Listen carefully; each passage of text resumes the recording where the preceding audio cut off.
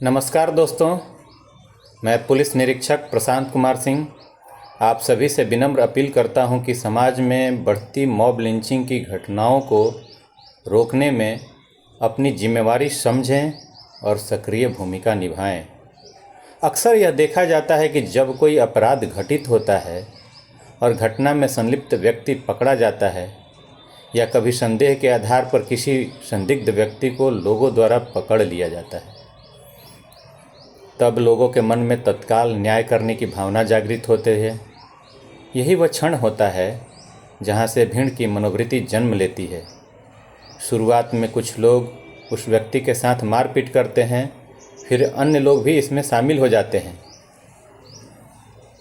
हर व्यक्ति एक एक वार करता है, लेकिन जब वही वार सैकड़ों लोगों द्वारा दोहराया जाता है तो वह एक व्यक्ति के लिए अत्यंत गंभीर और जानलेवा स्थिति बन जाती है।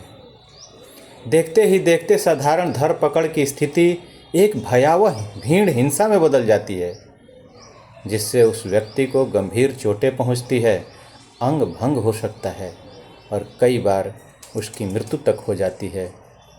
यही स्थिति कानून की भाषा में मॉब लिंचिंग कहलाती है।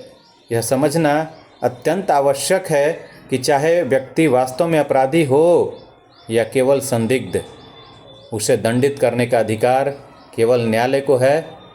हमारा कर्तव्य है कि यदि कोई आरोपी या संदिग्ध व्यक्ति पकड़ा जाता है तो उसे सुरक्षित रखते हुए उसके विरुद्ध उपलब्ध साक्ष्यों को संकलित किया जाए और विधि अनुसार पुलिस को सौंप दिया जाए, ताकि पुलिस निष्पक्ष अनुसंधान कर माननीय न्यायालय के समक्ष प्रस्तुत कर सके और विधि सम्मत सज़ा सुनिश्चित हो सके। सोचिए, यदि भीड़ द्वारा किसी निर्दोष व्यक्ति की जान चली जाती है तो न केवल एक जीवन समाप्त होता है बल्कि कई परिवार बर्बाद हो जाते हैं। एक उस व्यक्ति का और दूसरा उन लोगों का जो इस अपराध में शामिल होते हैं, जो भीड़ द्वारा हिंसा किए जाने के अपराध में शामिल हो जाते हैं। इसलिए हमें भीड़ नहीं, जिम्मेदार नागरिक बनना है। यह भी ध्यान रखें कि मॉब लिंचिंग की घटना में यदि किसी व्यक्ति की मृत्यु हो जाती है तो इसमें शामिल प्रत्येक व्यक्ति को सामूहिक रूप से जिम्मेवार ठहराया जाता है। ऐसे मामलों में कठोर दंड का प्रावधान है, जिसमें आजीवन कारावास से लेकर मृत्युदंड, फांसी तक की सज़ा दी जा सकती है। इसलिए किसी भी प्रकार की भीड़ हिंसा में शामिल होना अपने जीवन और परिवार के भविष्य को गंभीर खतरे में डालने जैसा है।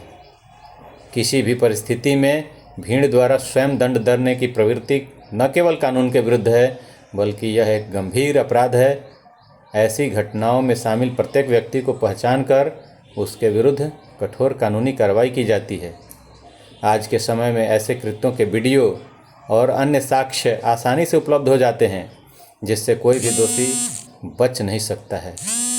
आप सभी से आग्रह है कि किसी भी घटना में संयम रखें, कानून पर विश्वास रखें और तुरंत पुलिस प्रशासन को सूचित करें। एक क्षण का आवेश आपके और आपके परिवार के भविष्य को संकट में डाल सकता है। आइए हम सब मिलकर यह संकल्प लें कि हम न तो कानून को अपने हाथ में लेंगे और न ही किसी को ऐसा करने देंगे।